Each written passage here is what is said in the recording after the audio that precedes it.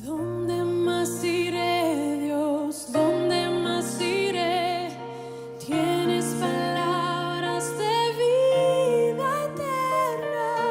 ¿Dónde más iré, Dios? ¿Dónde más iré? Tienes palabras de vida eterna. ¿Dónde más iré, Dios? ¿Dónde más iré? Tienes palabras de vida eterna. ¿Dónde más iré, Dios? ¿Dónde más iré? Tienes palabras de vida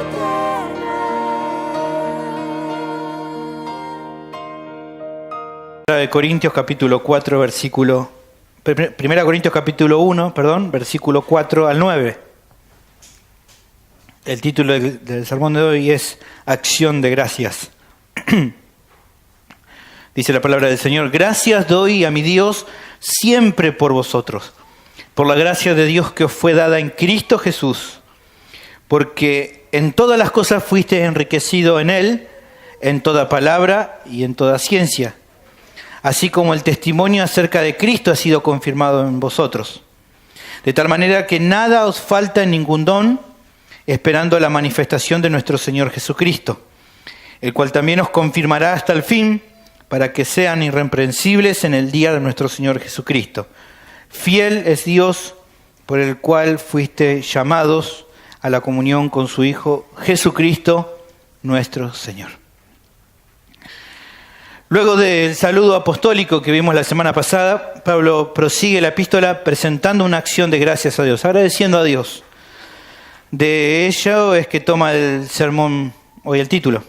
Lo primero que encontramos aquí en el primer versículo es a Pablo dando gracias. Es como que nos metemos en la cámara secreta donde Pablo graba, ¿no? Y pareciera que él nos cuenta un poco de esa intimidad. En esa intimidad, en ese tiempo de oración, él daba gracias a Dios por los corintios. Él nos cuenta un poco en su intimidad de oración. Dice: gracias doy a mi Dios siempre por ustedes. Siempre me acuerdo de ustedes, y cuando me acuerdo de ustedes, doy gracias a Dios. Y le da muchas gracias a Dios por ello. Y es llamativo, como hemos visto en la introducción de la epístola, es llamativo esto de dar gracias a Dios por ello, porque ¿se acuerdan que vimos en la introducción de que la situación de la iglesia de Corinto no era la mejor? Creo que era, por lo que vimos, ¿se acuerdan que le expliqué? Bastante lamentable. Bastante dolores de cabeza le estaba dando a Pablo la iglesia de Corintios. Porque justamente por un lado había sido uno de los grupos que más él había estado dirigiendo, pero a la vez también era uno de los que más dolores de cabeza le estaba trayendo. Pero aún así, él le dice: gracias a Dios, gracias doy a Dios por ustedes. Él presenta una acción de gracia, aun cuando ellos le están siendo de bastante problema. Le está trayendo muchos problemas la iglesia de Corintios, pero él da gracias. Un corazón agradecido es un corazón que da gracias a Dios por todo, incluso por los hermanos que pueden llegar a dar dolores de cabeza. Esa es la realidad. Pablo nos muestra un poco de su carácter maduro, que aun aunque los corintios eran tal vez de lo que más dolores de cabeza le traía, él podía seguir dando gracias a Dios por ellos. Qué buen modelo para nosotros, ¿no? No solamente dar gracias, doy gracias porque, estos hermanos me ayudan, siempre les puedo delegar tareas y responden bien, y por estos no doy tanta gracia. No, sí, doy gracias también por mi hermano que tal vez no responde como espero, o tal vez no actúa como yo quisiera, o tal vez no crece de la manera que yo quiero. Doy gracias a Dios también por ellos. Y en su agradecimiento entonces encontramos también el eje de toda la exposición de hoy. Fíjate que él dice: gracias doy a mi Dios siempre por ustedes, por la gracia de Dios que os fue dada en Cristo Jesús. El apóstol presenta el agradecimiento a Dios porque Dios ha mostrado una gracia preciosa en los corintios por medio de Jesucristo. Este es el eje de todo este sermón de hoy. Es la gracia por la gracia que Dios ha demostrado por medio de Cristo en los hermanos corintios. Y para ser más específico, cuenta con claridad cuáles son las bendiciones que Dios le otorgó. Es sobre ello que vamos a hablar durante el sermón de hoy. Ese va a ser el eje. Por la gracia de Dios, entonces Dios en su gracia, por medio de la obra de Jesucristo, otorga bendición a los creyentes. Le otorga bendición a los corintios y son bendiciones que también nos ha otorgado a nosotros. En esto va a girar entonces nuestro sermón de hoy. ¿Está bien? ¿Se entiende? Por la gracia de Dios, Dios ha otorgado bendiciones a su iglesia y ha sido todo para que el Hijo sea glorificado. ¿Está bien? ¿Cuáles son las bendiciones que otorga? Bueno, en total son 4 las bendiciones que vamos a ver hoy. Esperemos que el tiempo nos dé bien. Son 4 preciosas bendiciones las que aquí nos mencionan los textos que siguen. La primera bendición la encontramos en el versículo 5. Lo primero que vamos a ir observando es que continuamente las bendiciones que se resaltan son fruto de Dios dando en gracia, sin mérito humano. En todo lo que vamos a hablar aquí vemos todo el tiempo gracia de Dios, Jesucristo, por medio de Jesucristo, la gracia de Dios. Todo el tiempo Pablo hace énfasis en que lo que han recibido los corintios no ha sido porque haya un mérito o algo bueno en ellos, sino porque Dios ha mostrado su gracia en darlo. ¿Está bien? Es importante entender esto del comienzo, ¿eh? Y si esa bondad que Él mostrara no fuera de esta manera, o sea, si la bondad dispensada por Dios no fuera por gracia, sino por mérito humano, entonces la gracia no sería gracia. ¿Se entiende? Si esa gracia, entonces esa bondad mostrada por Dios no fuera de esta manera, la gracia no va a ser gracia. Y si esa gracia no apunta a Cristo, se pierde de vista el Evangelio. Esta es la clave. La gracia muestra justamente la bondad de Dios, el regalo de Dios gratuito. Pero apunta ¿a qué? A Cristo. ¿Para qué? Para entender que esa bondad es mostrada, es recibida por medio de la obra del Evangelio. Por medio del mensaje del Evangelio. Ambas cosas no se pueden desconectar. Dentro de esta demostración de gracia, Dios, en primera medida, en el versículo 5 dice, decidió enriquecer a los corintios con todas las cosas. Fíjense que dices, porque en todas las cosas fueron enriquecidos. Lo primero que dice, en todas las cosas ustedes han sido enriquecidos, hermano. Así le dice Pablo a los corintios. No se olviden de que la primera demostración de la bendición de Dios en otorgarle gracia ha sido en haberlo enriquecido en todas las cosas. Y vemos que esto en realidad también es para todos los creyentes en general. Efesios capítulo 1, versículo 3 nos sirve para comparar. Fíjate que dice, bendito sea el Dios y Padre de nuestro Señor Jesucristo, que nos bendijo con toda bendición espiritual en los lugares celestiales en Cristo. O sea que Pablo está hablando a los Efesios y le está hablando lo mismo. Dios los bendijo con todo. Con todo, les dio todo. No hay duda de que los beneficios son innumerables por ser en virtud de lo que Cristo ganó por nosotros. Nunca debemos dejar de visualizar que si lo obtuvimos fue ¿por qué? ¿Qué dice el versículo de Efesios 1.3? Dice, los lugares celestiales ¿en quién? En Cristo. Y si volvemos a nuestro texto, 1 Corintios 1.5 dice, fuiste enriquecidos ¿en quién? En Él, en Cristo. Siempre se trata de no perder de vista esto. Lo que obtuvimos ha sido por virtud de estar en Cristo. Nuestra unión con Cristo ha producido entonces el resultado de que hayamos obtenido las bendiciones más abundantes.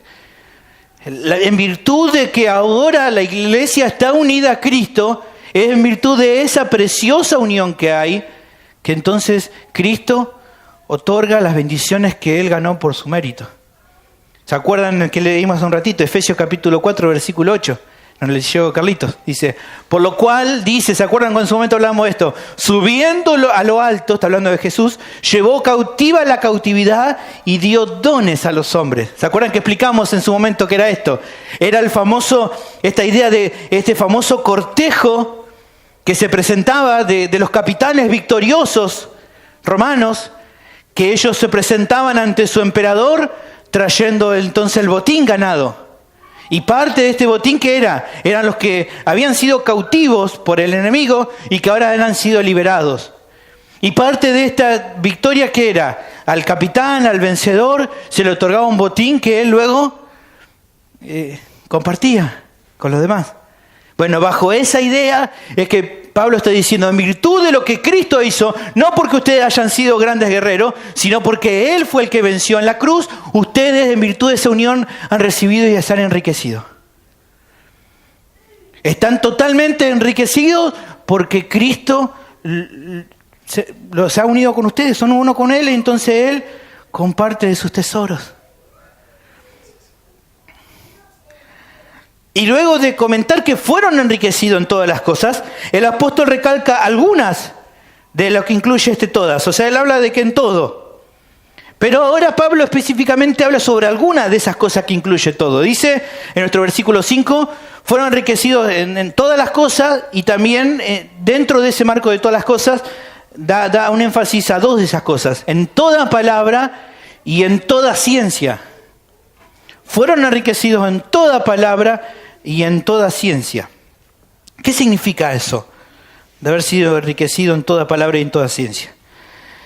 El apóstol recalca que evidentemente los hermanos tenían las capacidades dadas por Dios en poder transmitir y comprender con claridad todo el consejo de la Escritura, pero particularmente el Evangelio de Cristo y la relevancia que la buena noticia tiene para los hijos de Dios.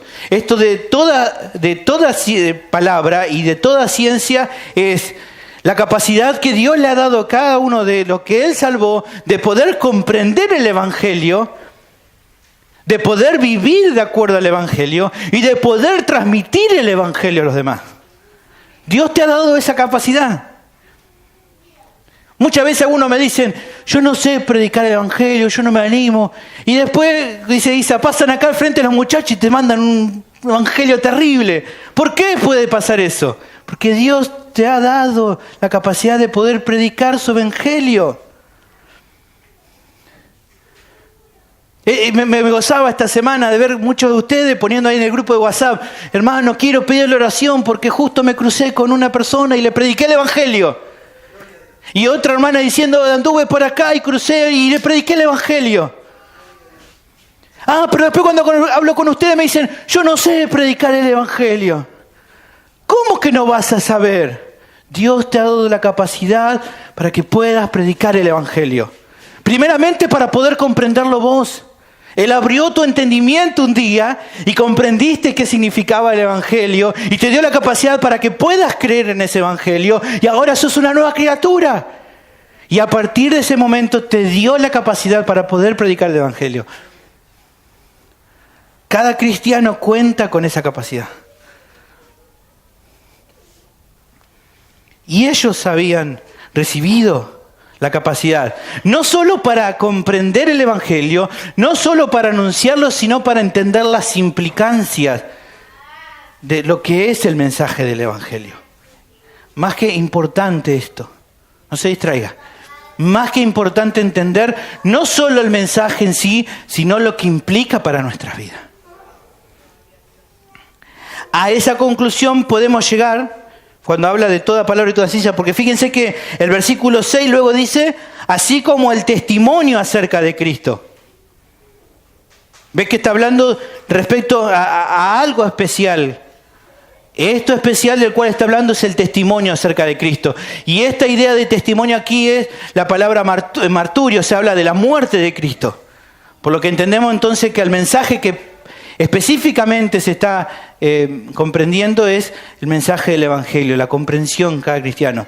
Tal vez no todos puedan enseñar toda la Escritura, esto es así, pero cada cristiano puede explicar y enseñar y hablarle al otro del Evangelio. Si Dios dijo, vayan y prediquen el Evangelio, no le dijo eso solamente a los maestros o a los pastores o a un evangelista, todos. Entonces Él nos dio la capacidad todo para poder predicar el Evangelio. ¿Por qué? A uno dice, bueno, yo no entiendo en realidad esto de escatología que habla. No, tal vez no tenga la capacidad para hacerlo, pero sí tener la capacidad para entender el Evangelio. Porque por eso Él te salvó. Entonces, cada cristiano tiene la capacidad para comprender el Evangelio y para explicar el Evangelio. Ahora uno dice, pero ¿y esto es toda ciencia y toda sabiduría? Claro que sí. Claro que es toda ciencia y toda palabra, porque el mundo no puede entender el Evangelio. ¿Se acuerdan lo que leímos hoy que Teresa leyó?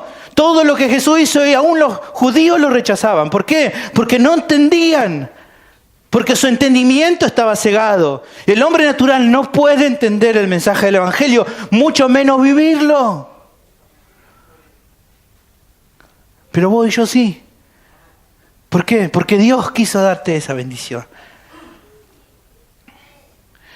Lo llamativo justamente es que una de las deficiencias de los corintios, como vamos a ver mucho más adelante en lo que va a seguir en la exposición de Corintios, uno de los problemas es que ellos habían despreciado este beneficio. Ellos habían comprendido el mensaje del Evangelio, Dios los salvó. Ellos podían expresar el mensaje del Evangelio, pero ese beneficio dado por Dios ellos lo habían despreciado. Habían suplantado el mensaje del Evangelio poniéndole pensamientos y filosofías humanas.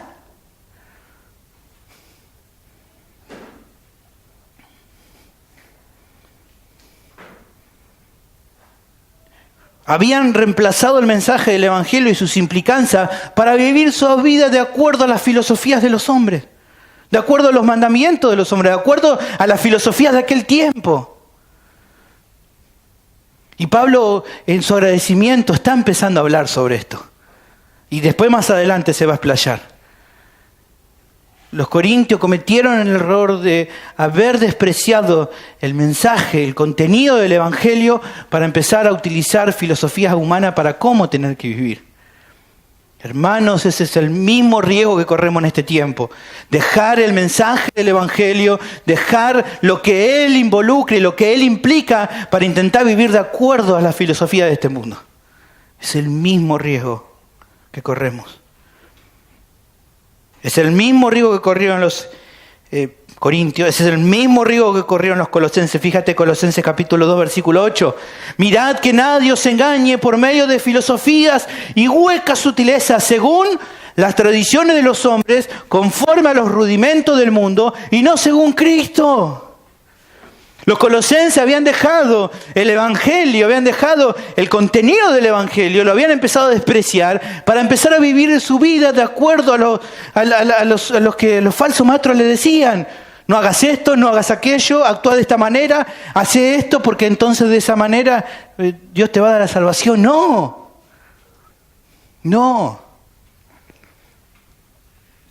Mirá, querés estar en una mejor relación con Dios. Bueno, tenés que buscar esto, tenés que hacer aquello. Y hoy de esto tenés mucho. Iglesia predicando, pareciera mensajes de autosuficiencia o de intentar buscar otra cosa.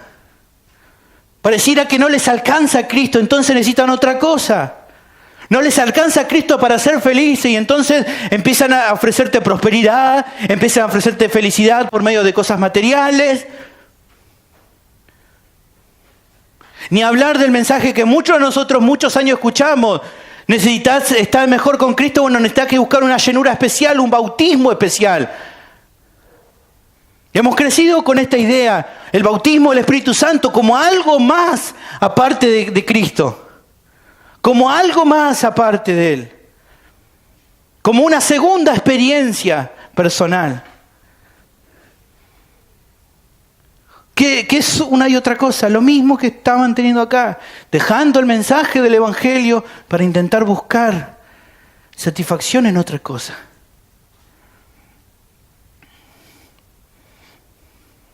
Ese fue un riesgo que los corintios no habían advertido y es un peligro siempre latente para los creyentes de todas las épocas. El segundo beneficio que Pablo dice que Dios en su gracia ha dado, versículo 6 y versículo 7, los dones que necesitan, los dones que la iglesia necesita. Luego de expresar respecto a cómo Dios los había enriquecido, ahora Pablo expresa a continuación, y muy ligado a lo anterior, que la comprensión que se les otorgó del Evangelio fue confirmado en ellos. Fíjense, porque así como el testimonio acerca de Cristo ha sido confirmado en vosotros. La confirmación en este caso fue que como resultado Dios le proveyó de todos los dones que necesitaba sin que le faltara nada. O sea, como realmente para demostrar, para confirmar que ellos habían comprendido el mensaje del Evangelio, entonces le otorgó dones. Dones que solamente pueden vivir o estar en los creyentes. La lista aquí no aparece. Más adelante la vamos a ver en, creo que Corintios 12, 13 y 14. Acá, no es la idea acá dar una lista, sino lo que él hace es dar el resultado. ¿Cuál es el resultado de que Dios le haya confirmado la comprensión y ahora vive una vida nueva? Es que Dios le otorgó todos los dones que necesitaban de manera que ninguno le hacía falta. No había nada que le faltara. Ellos dice acá, de tal manera que nada os falta en ningún don.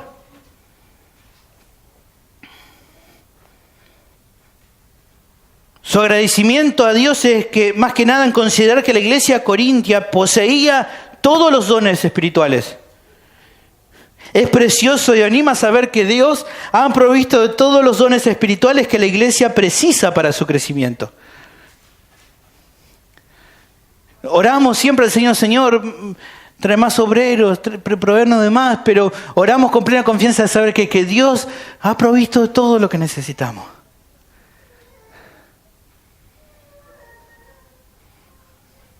Qué precioso, yo me alegro cada día que pasa ver más hermanos que van preparándose para enseñar, más hermanos que van preparándose para ayudar, para discipular. Dios va preparando, no hace falta nada.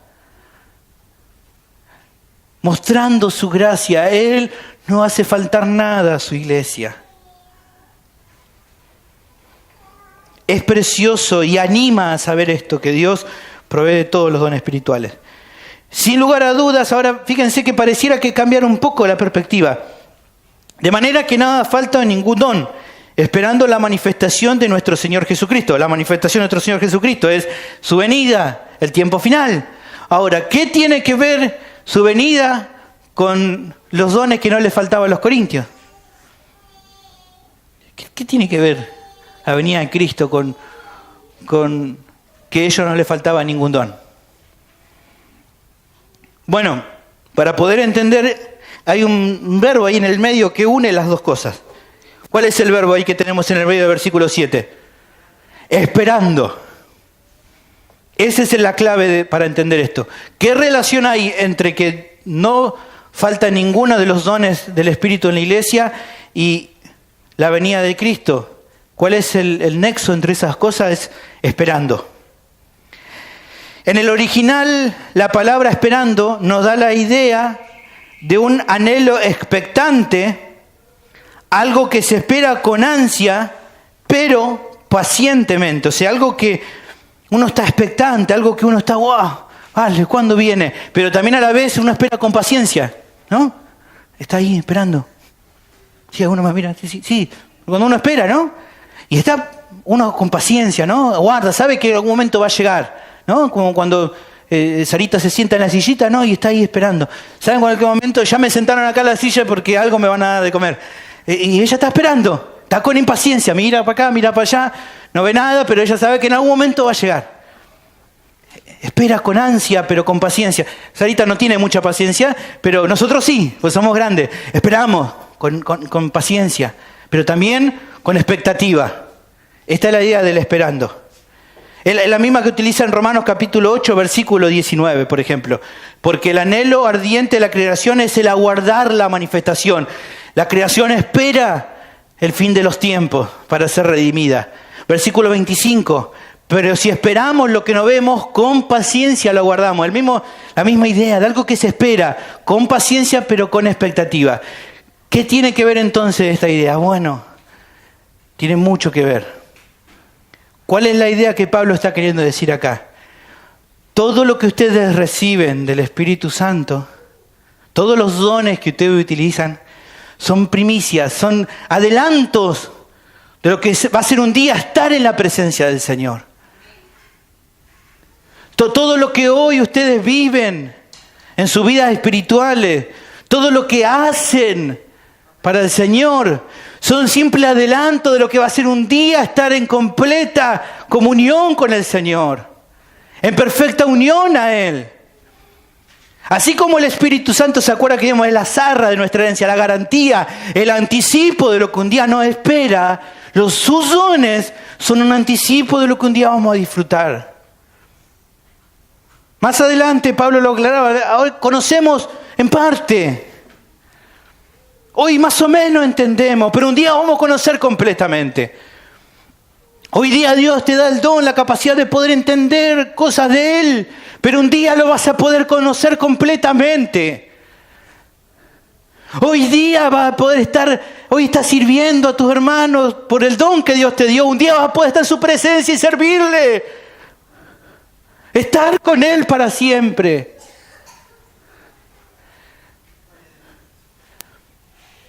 El propósito de los dones, entonces, en un sentido, es generar una expectativa de lo que va a ser un día estar en su presencia. Hay una canción que dice eso: si ahora en la tierra es todo esto, lo que en el cielo va a ser, lo que en el cielo será. Los propósitos de los dones, en un sentido, es mostrarte un poco de su gloria. Pero sin perder, ¿qué cosa? La expectativa de que un día, estando en su presencia, será completo el gozo. Será completo.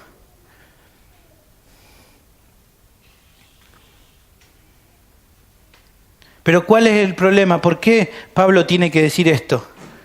¿Por qué Pablo dice entonces, habla sobre que no le falta nada y le dice, y esperando con expectativa la manifestación de nuestro Señor Jesucristo? ¿Qué tiene que ver? Porque justamente el problema que estaban empezando a tener los corintios, que se habían centrado tanto en sus dones, que habían empezado a perder el propósito de ellos.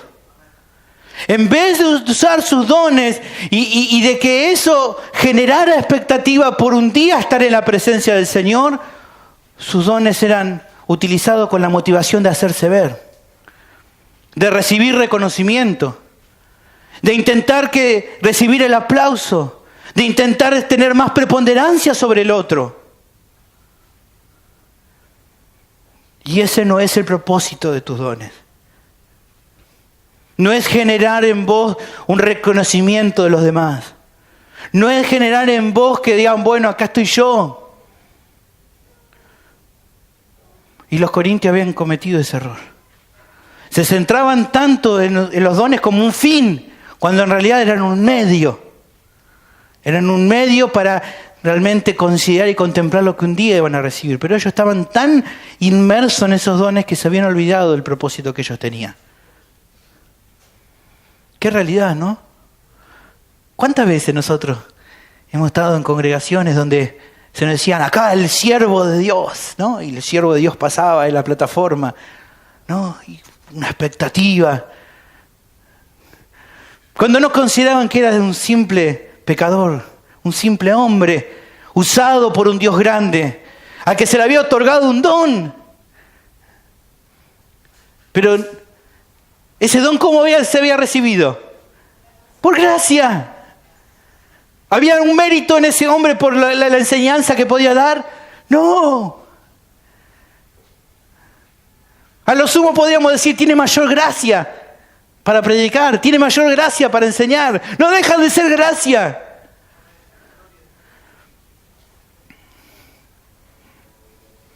Nuevamente descuidar la idea de que los dones son por gracia, por lo que no tendríamos que jactarnos por ellos, y que son una demostración inicial de lo que nos espera en el cielo, para generar expectativa de la venida de Cristo, por lo que no tendríamos que enfocarnos tanto en ellos, perdiendo uno de sus objetivos, es el gran riesgo que los creyentes corremos.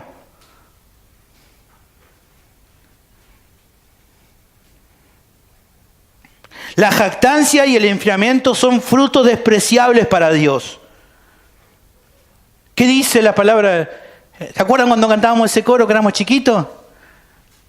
Porque Dios, al humilde, porque Dios atiende al humilde, pero mira de lejos ¿a quién? Al altivo, al que se jacta. Para Dios es despreciable alguien que se jacta por lo que hace.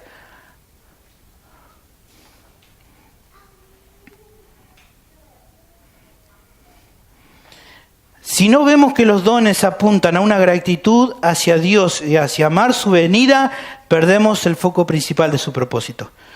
Debemos estar siempre alerta hacia estos peligros, haciendo una pregunta adecuada. ¿Cuál es esa pregunta? ¿Cuál es mi motivación al usar mis dones? ¿Por qué hago lo que hago? Me estoy capacitando para usar mejor mis dones. ¿Por qué? Me estoy preparando para ser un mejor consejero. ¿Por qué? Me estoy preparando, leyendo más, estudiando más porque quiero ser un mejor discipulador. ¿Por qué? ¿Qué es lo que te motiva?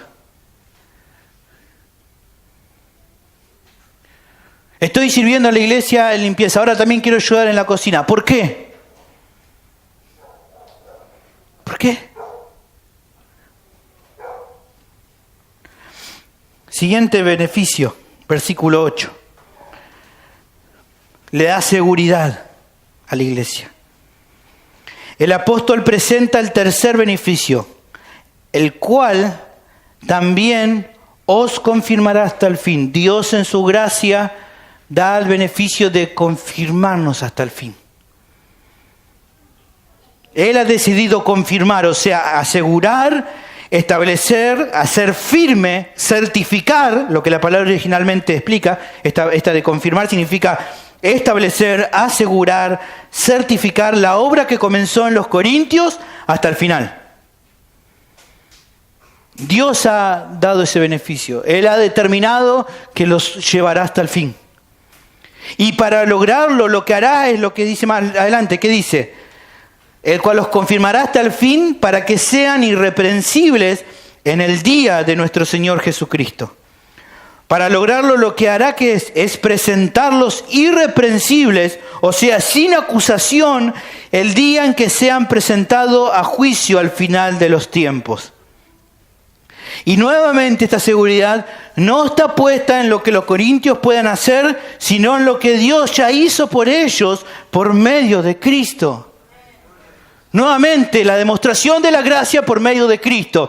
En la demostración de la gracia, Dios por medio de Cristo da seguridad a su iglesia. No por algo que ellos pueden hacer, sino por lo que Cristo hizo por ellos. Colosenses capítulo 1, versículo 22 dice, está hablando de Cristo, en su cuerpo de carne, por medio de la muerte, para presentaros santos y sin manchas e irreprensibles delante de Él. Todo lo hizo Él. Gracia que apunta a Cristo. El Padre diciendo, Él. Filipenses capítulo 1, versículo 6. Estando persuadido de esto, le dice a los filipenses, que el que comenzó la buena obra, vosotros, Dios, la perfeccionará hasta el día de Jesucristo, el día final. A una muchacha de 12 años que se hallaba moribunda, le preguntó su madre, escuche, ¿no temes a la muerte, hija mía?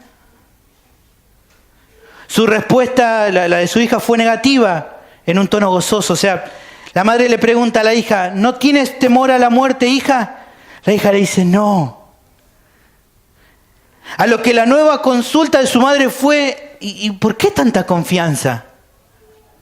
¿Por qué tanta confianza? La hija le respondió, ¿en qué pones tu confianza? La hija le responde, en la justicia de Dios, mamá. La madre, sorprendida, quiso corregirla, diciendo, mirá, hija, ¿no será que en vez de la justicia estás hablando de la misericordia de Dios? Tu confianza, no, en vez de ser la justicia, no es en su misericordia. Y la hija le responde, no, madre, yo quise decir bien a la justicia de Dios. Tú sabes que todos mis pecados fueron cargados sobre Jesús y que Él llevó el castigo que mis culpas merecían. Dios en su justicia jamás lo castigaría a Cristo y a mí a la vez. No es nuestra seguridad puesta sobre la misericordia. Es verdad, Él es misericordioso, pero es en la justicia que Cristo nos imputa que ponemos confianza. Dios es justo. Solo los creyentes que han renacido a una nueva vida pueden entender el Evangelio y vivir de acuerdo a ese mensaje, confiando en lo que Dios ha hecho por ello. Romanos capítulo 3, versículo 23, precioso. Mirá lo que le dicen. Miren, chicos, por cuanto todos pecaron y están destituidos de la gloria de Dios, siendo justificados gratuitamente por su gracia, mediante la redención que es ¿en quién? En Cristo Jesús. Versículo 25, a quien Dios puso como propiciación por medio de la fe en su sangre, para manifestar ¿qué cosa? Su misericordia, no, ¿qué cosa? Su justicia, a causa de haber pasado por alto en su paciencia los pecados pasados. Y con la mira de manifestar en este tiempo su justicia, a fin de que Él, Dios, sea el justo y a la vez el que justifica al que es de la fe de Jesús. La justicia es satisfecha. ¿Por quién? ¿Por nuestros méritos? No, por Cristo.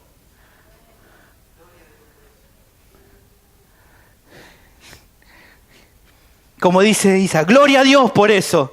Porque vos no podías pagar esa deuda. Era muy grande para pagar. No te alcanzaba ni 1000 vidas para pagar esa deuda. Por eso para el Padre mantener siendo justo, carga en el Hijo. Y le imputa esa deuda. Lo destruye en esa cruz para no destruirte a vos. Tan simple como eso. ¿Cómo se recibe eso? Por la fe. Por la fe.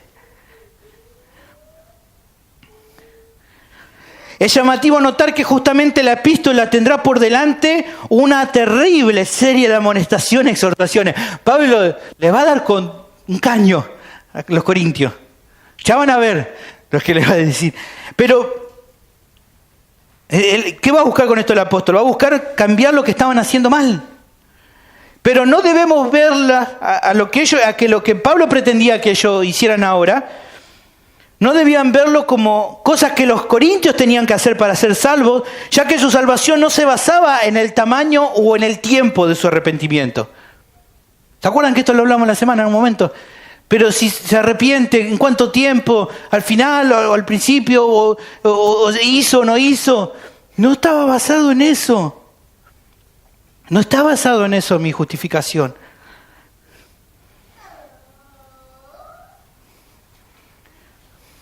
No debemos verlas como obras que los corintios tenían que hacer para ser salvos, ya que su salvación no se basaba en el tamaño o en el tiempo de su arrepentimiento, sino en la gracia que Dios le había otorgado. Por lo tanto, así como la gracia de Dios no es un permiso para pecar, mis obras no son un permiso para jactarme. Vuelvo a repetir, así como la gracia de Dios no es un permiso para pecar, mis obras no son un permiso para jactarme. Debemos ser cuidadosos con ello, ya que un entendimiento incorrecto de este principio puede generar una mala comprensión de la obra de Dios en cada creyente.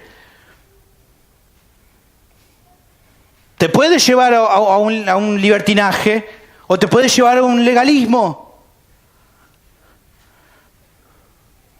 Conozco personas que han intentado explicarme de esa manera. Mirá, Sergio, vos tenés que amonestar a esta persona y un par de días nomás, y si no se arrepiente, volver a llamarlo con otro, y si no se arrepiente, excomulgala, echarla de tu iglesia. ¿Cómo? Rápido. Se tiene que arrepentir rápido, porque si no, no se arrepiente. ¿Dónde dice eso? Tengo que realmente llamarle la atención a mi hermano, pero tengo que tener paciencia. Tengo que tener amor. Las comuniones es algo real, Dios la da, pero tiene que ser como último recurso. No estar excomulgando a todo el mundo porque no hacen lo que yo quiero.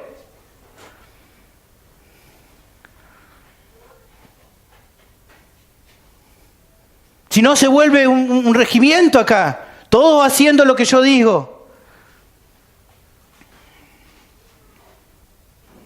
Pero tampoco nos lleva al otro extremo y decir, bueno, dale nomás. No, ni una cosa ni otra.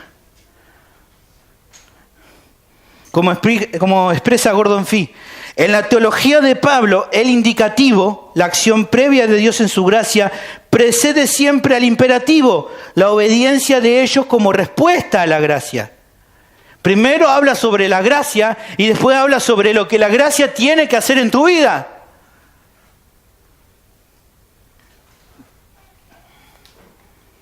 Lo vamos a ver más adelante, pero en eso basa su confianza, en lo que Dios hizo por ellos y a partir de lo que sabe que Dios hizo por ellos, lo que ahora ellos pueden hacer por lo que Dios hizo. Lo mismo que hizo en Efesios. Primero te hizo el panorama de todo lo que Dios hizo, para entonces una vez que te mostró realmente, vos estás dentro de ese grupo, bueno, entonces puedo decirte, haz esto, porque sé que tarde o temprano vas a empezar a caminar. ¿Por qué? Porque es un fruto de lo que ahora sos. Fíjense, por ejemplo, Corintios capítulo 5, versículos 6 al 8. ¿No es buena vuestra jactancia? ¿No saben que un poco de levadura leuda toda la masa? Limpiaos pues de la vieja levadura para que sea nueva masa, sin levadura como sois ahora, porque nuestra Pascua que es Cristo ya fue sacrificada por nosotros. Así que celebremos la fiesta no con la vieja levadura, ni con la levadura de malicia y de maldad, sino con panes sin levadura de sinceridad y de verdad. Como ahora Cristo murió, como ahora soy una nueva masa, entonces empiecen a vivir de acuerdo a esa fiesta. Utiliza acá la fiesta de los judíos para dar una explicación de lo que está diciendo. Límpiense, porque ustedes ya son otras cosas. ¿Por qué? Porque Cristo ya fue crucificado, fue sacrificado por ustedes. Capítulo 6, versículo 9 al 11. ¿No sabéis que los justos no heredarán el reino de Dios? No el rey, ni los fornicarios, ni los idólatras, ni los adúlteros, ni los afeminados, ni los que se echan con varones, ni los ladrones, ni los avaros, ni los borrachos, ni los maldicientes, ni los estafadores heredarán el reino de Dios. Todo eso no pueden ser cosas de su vida. Esto eran ustedes algunos, mas ya habéis sido lavados, ya habéis sido santificados, ya habéis sido justificados en el nombre del Señor Jesús y por el Espíritu de nuestro Dios. ¿Ven? Pablo establece primero la gracia de Dios que transforma y a partir de eso ahora empieza a decir cómo tienen que vivir. Una gracia que no provoca obras, o sea, una gracia que no produce obras, es una desgracia. Una gracia que produce buenas obras es una preciosa confirmación de la esperanza y seguridad que tenemos. Vuelvo a repetir, una gracia que no provoca, que no produce obras es una desgracia. Una gracia que produce buenas obras es una preciosa confirmación de la esperanza y seguridad que tenemos. Jesús lo dijo más fácil. ¿Quieren saber cómo es el árbol? Miren los frutos. Los frutos no hacen al árbol, pero muestran lo que el árbol es. O mejor dicho, más fácil, por sus frutos los conocen. Un buen árbol da buenos frutos. Un mal árbol da malos frutos. La pregunta que nos presenta hoy el Señor ¿es así en tu vida? ¿Es así en tu vida? ¿Se ven esos frutos? ¿Se ven esas buenas obras? ¿Se ve un cambio en tu vida? La persona puede decir, este no es el mismo que yo conocí. Este no es mi amigo con el que antes salíamos a parrandear. Esta no es la vieja chismosa de la cuadra. No, ya no chismonea más. No la ves más en la vereda averiguando todo lo que pasa en el barrio. Ya no. Ya no, en esa casa, ¿se acuerdan los gritos que había? ¿Cómo se trataban? Ya no hay. ¿Por qué? ¿Qué pasó? No sé, están yendo a la iglesia, algo le hicieron ahí adentro. ¿Viste? Dicen, te lavaron la cabeza, seguro. El poder del Evangelio hace eso. Cambia, transforma. Estos días entrevistaba y le decía, parate ahora, mirate 7, 8 meses atrás, ¿sos el mismo? No soy el mismo. ¿Qué hizo? Cristo me salvó. Eso pasó. Y Él hace todas las cosas nuevas. Entonces la pregunta, ¿es así en tu vida? Por último, versículo 9. el último de los beneficios, le otorgó a la iglesia comunión con Cristo. Versículo 9. Por último, Pablo concluye primero dando base a todo lo que ha expresado hasta aquí respecto a la confianza que él tiene. Él habló de confianza, de que tiene confianza, de que tiene certeza y seguridad. ¿En qué está basada esa confianza, esa certeza, esa seguridad? Lo dice al comienzo del versículo 9. Fiel es Dios. ¿Por qué puedo hablar de confianza, dice Pablo? ¿Por qué estoy seguro? ¿Por qué puedo confirmarles? ¿Por qué puedo hablar de esta manera? ¿Por qué puedo dar gracias a Dios por ustedes? ¿Por qué estoy seguro que Él va hasta el final a confirmarlo? Porque Dios es fiel. Tan simplemente por eso. Como Dios es digno de confianza, es que el creyente puede tener certeza, confianza, gratitud, humildad y por sobre todo, fe. Lo dice siempre, no fe en la fe. ¿Fe en quién? En Dios. ¿Por qué? Porque Él es fiel. Primera de Tesalonicenses capítulo 5, versículo 24. Fiel es el que os llama, el cual también lo hará. Este es uno de los ejes de toda la Escritura. Uno de los ejes en el cual gira toda la Escritura, que es la fidelidad de Dios. Dios se mantuvo fiel a su pacto. ¿Se acuerdan que cantamos un rato? Fue fiel al pacto que hizo con su pueblo, aun cuando su pueblo pecó. Él se mantuvo fiel. Él se mantuvo fiel en todo lo que había prometido cumplir. Él le prometió a Abraham que de su descendencia iba a venir el Salvador del mundo, y así fue. No importó lo que pasó. Hubo mujeres estériles en el camino, hubo batallas en el camino, hubo dejar la tierra prometida, pero se mantuvo y se cumplió. Los evangelios nos muestran que tal como Dios había prometido, se cumplió. El descendiente de Abraham vino. El de la tribu de Judá vino. El que iba a nacer en Belén vino. ¿Por qué? Porque Dios es fiel. No puede fallar. Josué capítulo 21, versículo 45.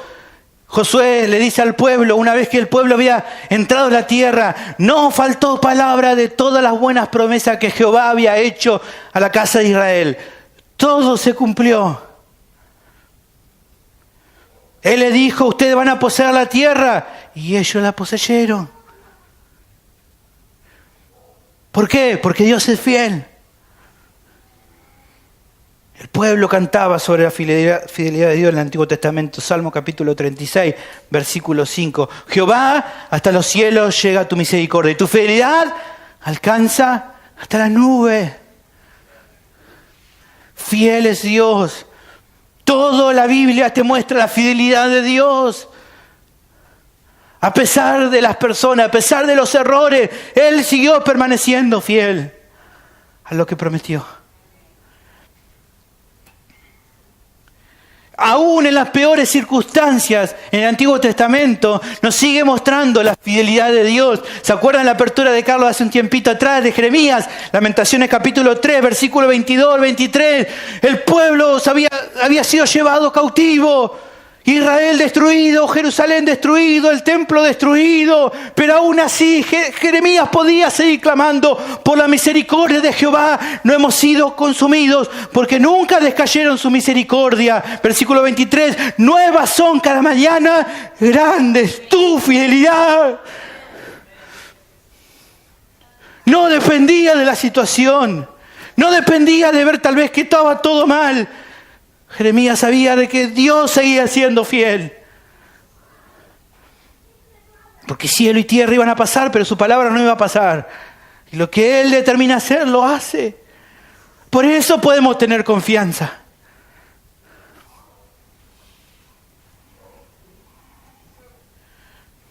El Nuevo Testamento nos revela esa precioso atributo de Dios, que Él es fiel.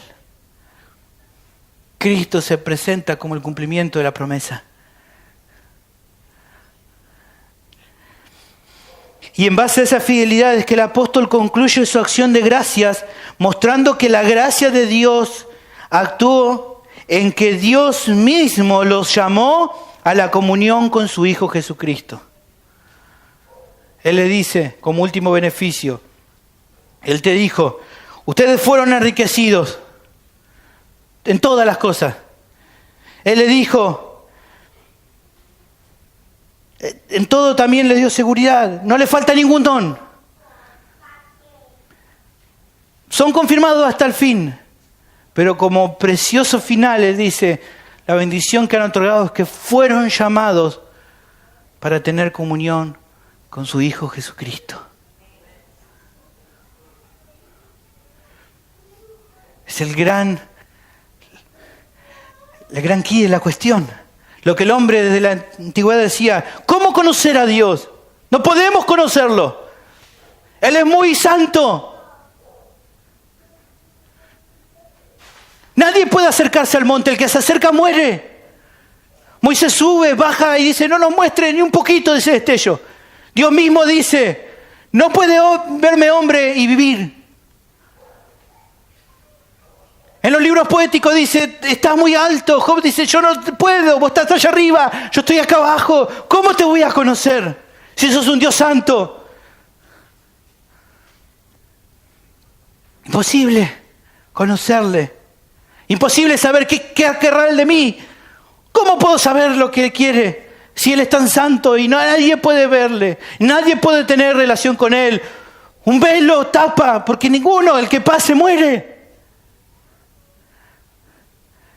La más preciosa bendición se la guarda para el final Pablo y le dice, Él los llamó para tener comunión con el Hijo. Y por medio de eso, ellos pueden conocer a Dios.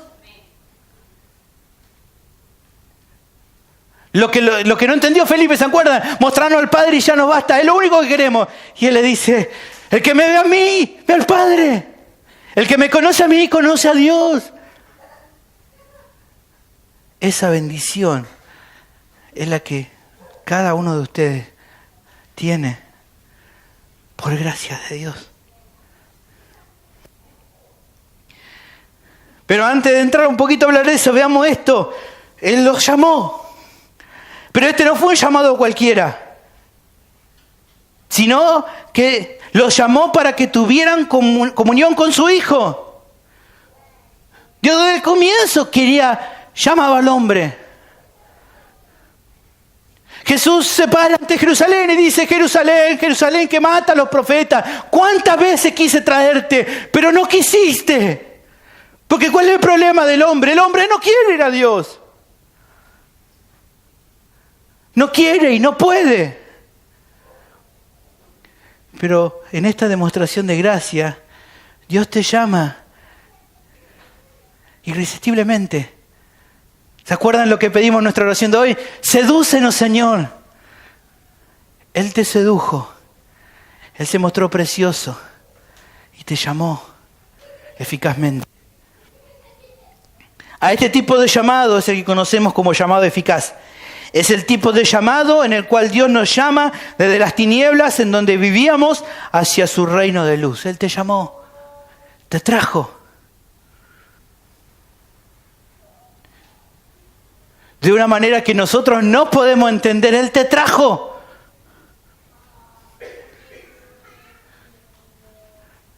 Él te trajo. ¿Que soy un títere en la mano de Dios? No, pero de una manera usó tu voluntad y te trajo. Te trajo hacia Él. A otros llamó, pero no vinieron. Pero a vos te llamó y te trajo. Yo no lo puedo entender. Solo puedo poner un nombre llamado eficaz para poner un nombre. Pero yo no puedo entender. No puedo entender cómo es. Sí puedo ver que la Biblia me lo dice, muchos son llamados, pocos los escogidos, pero entiendo eso, que desde el principio Él me eligió, me escogió y me llamó. Y la Biblia dice que a los que llamó, de lo suyo, lo justificó. Hizo completo la obra. Primera de Pedro capítulo 2 versículo 9 dice: mas vosotros sois linaje escogido, Él los escogió, real sacerdocio, nación santa, pueblo adquirido por Dios, para que anunciéis la virtud de aquel que a ustedes los llamó. ¿Y cómo los llamó? Eficazmente. ¿Y qué hizo con ustedes? Los sacó de las tinieblas. ¿Y dónde los puso? En su luz admirable. Yo no puedo entender.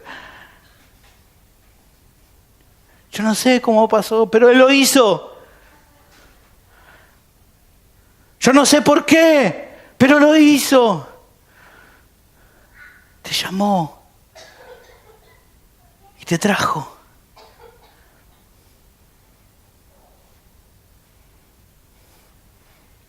Como define Wayne Grudem, este llamamiento tiene la capacidad de sacarnos del reino de las tinieblas y llevarnos al reino de Dios, de forma que podamos estar unidos en completa comunión con Él.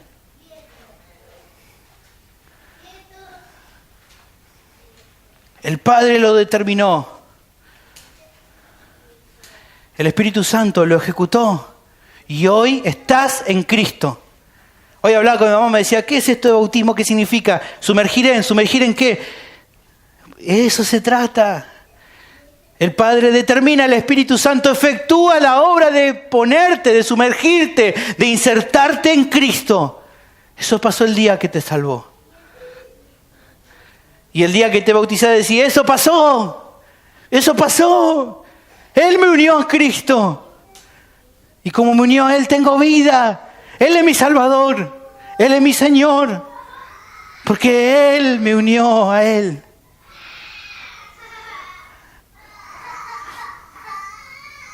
Y entonces, por medio de ese llamado eficaz, es que los corintios podían ahora vivir una relación personal y especial con su Hijo Jesucristo.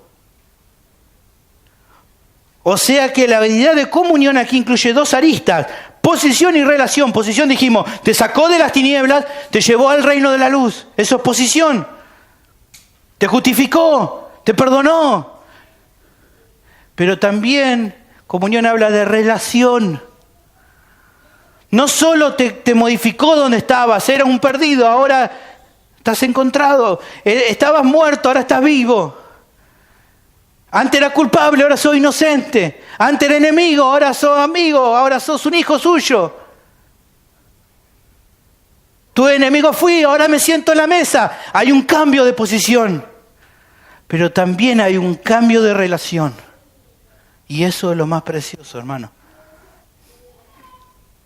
La posición es respecto a lo que ahora ya somos en Cristo, ciudadanos del reino de los cielos. Posición, Romanos 8:30. A los que predestinó, a esto también llamó. A los que llamó, a esto también justificó. Hay un cambio de posición legal. Antes totalmente condenado, ahora ciertamente salvado. Pero respecto a la relación es la idea de que ahora podemos participar de una relación íntima con Cristo, de manera que podemos vivir su vida en nosotros. La idea de comunión no es solamente posición, sino participación. A ver, para hacerlo bien en criollo, bien fácil. ¿Alguno acá jugó al truco? Mirtita dice: sí. Tranquila, Mirtita, no te vamos a decir nada por eso. El punto es, ¿se acuerdan cuando ustedes juegan así en pareja, no? ¿Juegan? ¿Qué pasa cuando alguien de afuera dice, ¿qué enseguida lo que decimos? ¿Lo de afuera qué? Son de palo los de afuera. No participan, no pueden meterse, no pueden jugar, no saben lo que hay que hacer en ese momento. ¿Por qué? Porque no participan. En esta relación con Cristo ahora participamos. Ahora no somos de palo. Ahora podemos vivir una relación con Él. Tal vez suena medio loco, pero quiero que entienda esta idea de participación. Ahora podés participar con Él. Ahora no sos un extraño para Él. Ahora no lo sos. Ahora sos coheredero. Ahora Cristo te llama a su hermano. Ahora sos hijo de Dios. Puedes estar en intimidad con Él.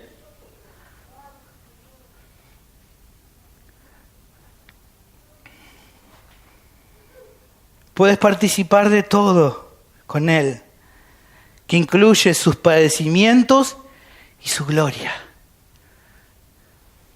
Filipenses capítulo 3, versículo 8 dice, y ciertamente, dice Pablo, aún estimo todas las cosas como pérdida por la excelencia del conocimiento de Cristo Jesús, mi Señor. Él está diciendo, todo lo demás que yo tenía no es nada.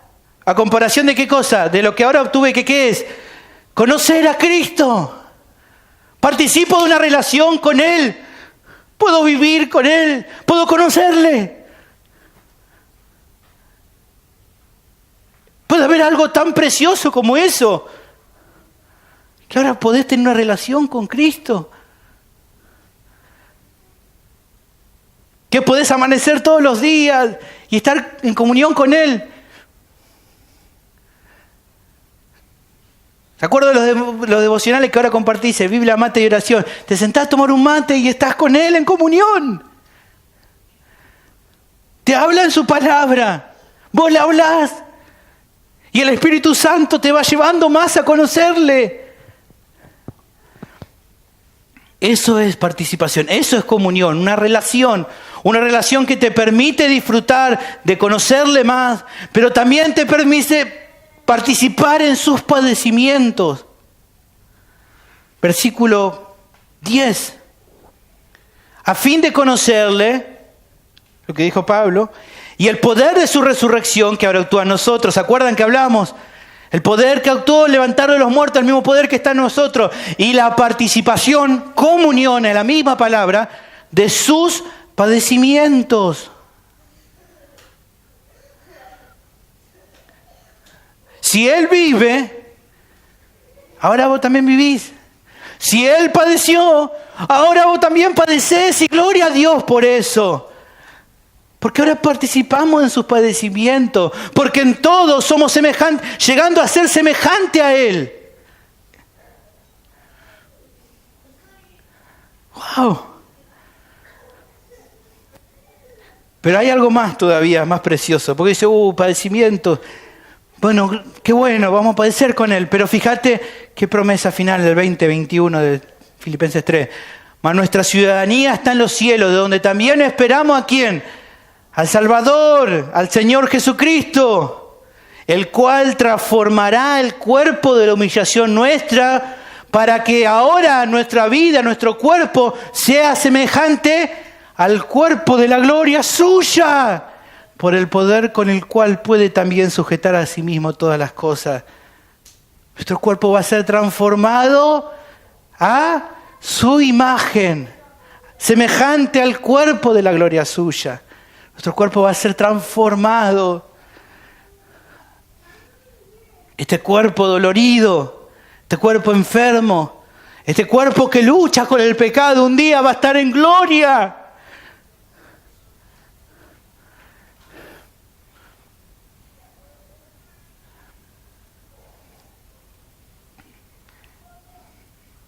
Y eso es precioso, hermano. No solo que no te mandó al infierno, no solo que ahora te dio una nueva vida, sino que aparte un día va a transformarte y vas a poder estar para siempre con Él, en una relación eterna con Él. Pero nunca dejando de lado esta idea, esa vida eterna, esa vida que vamos a vivir con Él, es una vida que hoy podemos vivir. Ese conocimiento que un día será pleno, hoy lo podemos disfrutar.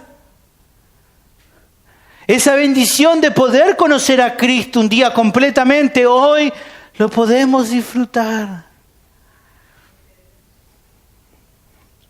La acción de gracias culmina con un recordatorio de que el Hijo de Dios con el cual tenemos esta relación es nuestro Señor. su Hijo Jesucristo nuestro Señor. No cabe duda que Pablo está interesado en recordar que semejante demostración de gracia apunta a que el Hijo reciba toda la alabanza y la gloria por su obra en y por nosotros. No hemos recibido todos estos beneficios para vivir la vida que nosotros queremos, de acuerdo a nuestros deseos personales, sino una vida que se somete en todo a aquel que la propició.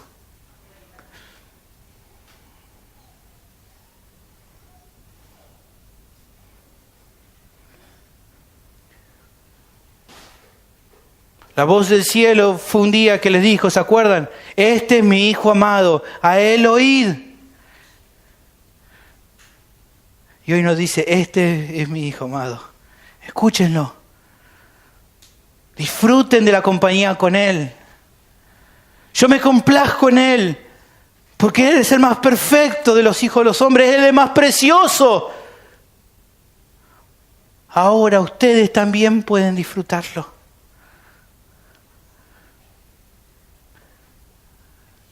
El Padre dice, nos da esa bendición. Vos y yo lo podemos disfrutar al Hijo. Podemos tener una relación con Él. Mi última aplicación de hoy apunta a aquellos que todavía no disfrutan de esa comunión con Dios. Si eso es así en tu vida, puedes hoy saber que si vienes a Cristo arrepentido por tus pecados y confiando en que lo que Cristo hizo en la cruz es suficiente para satisfacer la justicia de Dios, hoy puedes recibir el perdón de tus pecados y recibir la vida eterna que consiste en una esperanza futura y en una realidad presente. Primera de Juan capítulo 5, versículo 10 al 12 dice, el que cree en el Hijo de Dios tiene el testimonio en sí mismo. El que no cree a Dios le ha hecho mentiroso, pues aún no ha creído en el testimonio que Dios ha dado acerca de su Hijo. Versículo 11, y este es el testimonio, que Dios nos ha dado vida eterna, y esta vida está en su Hijo. El que tiene al Hijo tiene la vida. El que no tiene al Hijo de Dios no tiene la vida. Juan capítulo 17, versículo 3. Esta es la vida eterna, que te conozcan a ti, el único Dios verdadero, y a Jesucristo a quien es enviado. Vamos a orar.